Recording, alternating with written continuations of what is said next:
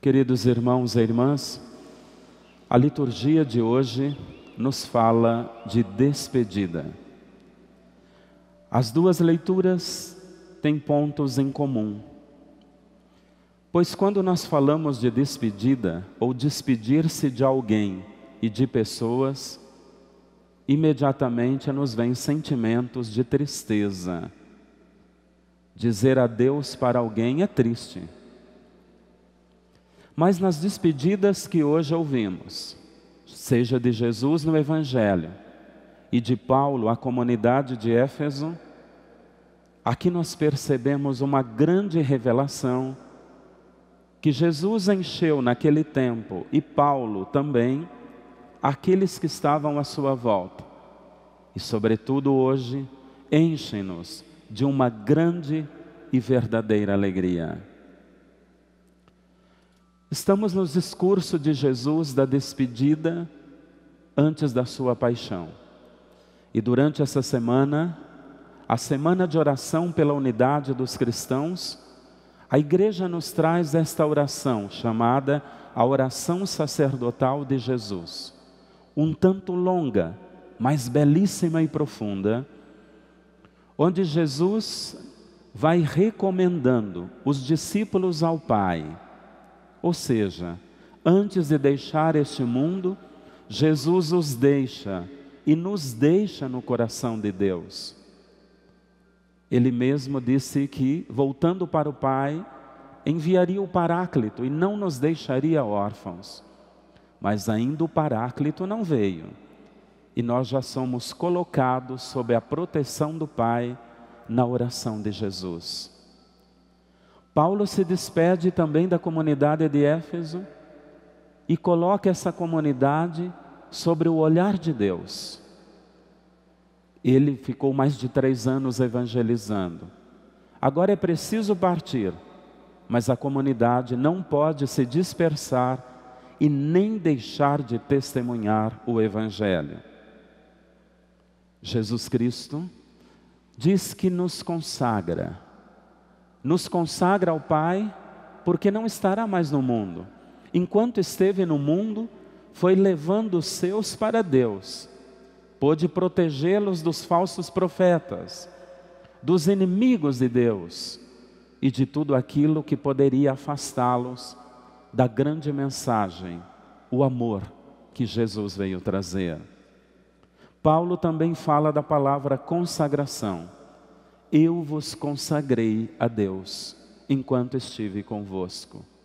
Cuidado, diz Paulo, com os falsos profetas, com aqueles que vão tirá-los do caminho de Cristo, com aqueles que vão pregar uma outra doutrina, falarão de algo que é mentira, mas frisarão como verdade e vocês poderão acreditar. Cuidado, é importante que vocês permaneçam fiéis na mensagem que vos ensinei e transmiti. Sejam fiéis ao batismo.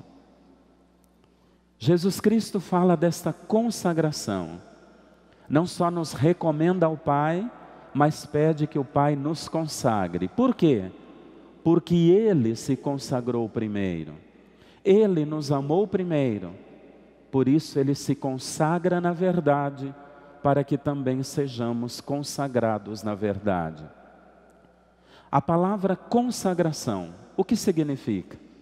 Consagrar é separar uma parte para o sagrado. É entregar totalmente ao sagrado. Ou seja, consagrar-se significa ser nada para si, para ser em Deus e para Deus. E uma vez sendo para Deus, ser para todos. Já aconteceu uma consagração conosco. Jesus fala dela e Paulo vai lembrar numa das suas cartas, sobretudo a comunidade a Corinto. Ele fala mais em detalhes da consagração. Pelo batismo, nós deixamos de pertencer a nós mesmos. Deixamos de pertencer ao mundo. E nesse jogo de palavras, na oração de Jesus, ele deixa claro: eles estão no mundo, mas já não pertencem ao mundo. eles pertencem a vós, ó Pai. Paulo diz que pelo batismo nós estamos aqui e devemos aqui construir o reino de Deus, mas nós pertencemos ao céu. Pertencemos a Deus, e uma vez pertencentes a Deus, devemos agir desta forma, como consagrados na verdade, na caridade, na alegria, tem pedido o Papa Francisco, para que as tristezas, os sofrimentos, as cruzes do mundo não dominem sobre a nossa fé, sobre a nossa esperança, e o nosso testemunho seja verdadeiro. Esta é a grande mensagem. Jesus já rezou por nós. Quando nós pedimos, quando nós louvamos, a nossa oração tem sentido porque Jesus já rezou por nós, e na oração de Cristo, nele, por ele e com ele, o Pai acolhe a nossa oração. O Pai acolhe a nossa pessoa. O Pai nos acolhe nas nossas dúvidas, angústias e sofrimentos, fazendo acontecer a vida, a Páscoa, no seu Filho Jesus. Consagrados na verdade pelo batismo, também na crisma, todas as vezes que recebemos o sacramento, quando ouvimos a palavra e nos deixamos converter por ela, quando praticamos o amor, quando buscamos ser solidários e justos, nós estamos realmente vivendo a nossa consagração na verdade. Hoje celebramos a memória de Santa Gemma Galgani. Ela nasceu no final do século XIX, no norte da Itália, italiana, portanto, morreu com 25 anos, no ano de 1903. Gemma Galgani nasceu numa família onde seus pais tiveram 8 filhos. Gemma perdeu logo cedo a mãe, tinha 7 anos de idade.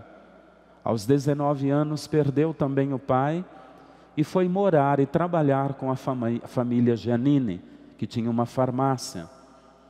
Gemma ajudava na família como doméstica, mas também manuseava fórmulas, remédios na farmácia do senhor Matteo Giannini e de Dona Cecília. Desde pequena aprendeu com a mãe, sobretudo, a amar Jesus crucificado.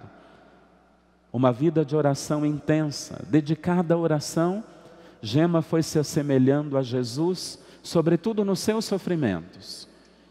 E depois, com a família Giannini, intensificou a sua unidade com Cristo, tanto que é chamada a filha da paixão de Jesus. Alguns anos antes de sua morte, tão associada à paixão de Cristo, Gemma recebeu os estigmas. Ela é quase contemporânea de São Pio de Petreutina. Ele foi devoto de Gemma e muitas vezes pedia, quando as pessoas iam até ele, quando estava vivo, que fossem a Lucca, onde se encontram os restos mortais de Santa Gemma, e pedissem sua intercessão. Por ela ter trabalhado na farmácia do seu Giannini, também teve um irmão que se dedicou à farmácia. Gemma é invocada em muitos países, como no Brasil, padroeira dos farmacêuticos.